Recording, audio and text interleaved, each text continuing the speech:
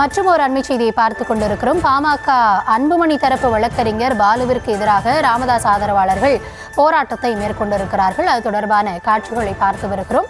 விரிவான விவரங்களோடு இணைகிறார் எம்முடைய செய்தியாளர் கலிஃப்துல்லா. எதனால இந்த போராட்டத்தை அவங்க முன்னெடுத்துட்டு வராங்க, என்ன கள நிலவரம்?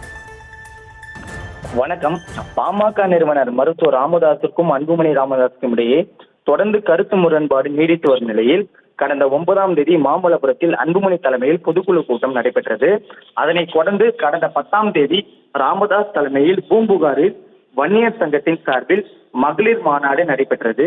இந்த நிலையில் வருகின்ற 17ஆம் தேதி விழுப்புரம் மாவட்டம் வானூர் அடுத்த பட்டனூரில் பாமகவின் சிறப்பு பொதுக்குழு கூட்டம் நடைபெறும் என ராமதாஸ் தரப்பினர் அறிவித்த நிலையில் கடந்த சில தினங்களுக்கு முன்பு பாமக நிறுவனர் ராமதாஸ் தலைமையில் அவசர ஆலோசனை கூட்டம் நடைபெற்றது.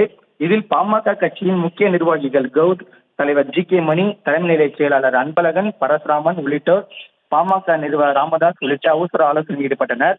மேலும் 14ஆம் தேதி நடைபெறும் பொதுக்குழு கூட்டம் தொடர்பாக ஆலோசனை நடைபெற்றதாக தெரிவித்திருந்தனர். இந்த நிலையில் நேற்று பாமக சமூக நீதி பேரவையின் அன்புமணி ஆதரவாளரான பாலு நேற்று சென்னை செய்தியாளரை சந்தித்தார். அப்போது அவர் பேசுகையில் ராமதாஸ் தலைமையில் நடைபெறும் பொதுக்குழு கூட்டம் செல்லாது என தெரிவித்தார். இந்த நிலையில் இதனைத் தொடர்ந்து நேற்று தைலாபுரம் தோட்டத்தில் ராமதாஸ் தரப்பு சமூக நீதி பேரவை வழக்கறிஞர் கோபு, ஜி.கே. மணி, அன்பழகன், பரந்தாமன் உள்ளிட்ட முக்கிய நிர்வாகிகளுடன் ராமதாஸ் ஆலோசனையில் ஈடுபட்டார்.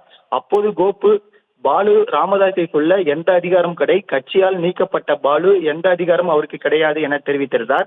இந்த நிலையில் தொடர்ச்சியாக இரு தரப்பினரும் ஒருவருக்கொருவர் அடுக்கடுக்கான குற்றச்சாட்டுகளை கூறி வருகின்றனர். இந்த நிலையில் ராணிப்பேட்டை கிழக்கு மாவட்ட செயலாளர் லோகநாதன் தலைமையில் அரக்கோணத்தில் பாமக நிறுவனர் ராமதாஸை ஒருமையில் பேசியதாக கூறி ராமதாஸ் தரப்பினர் பாலுக்கு எதிராக கோஷங்களை எழுப்பி கண்டன ஆர்ப்பாட்டத்தில் ஈடுபட்டனர்.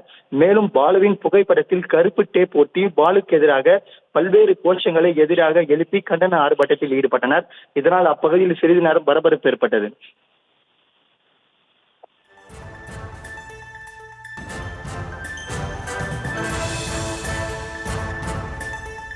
விவரங்களுக்கு நன்றி.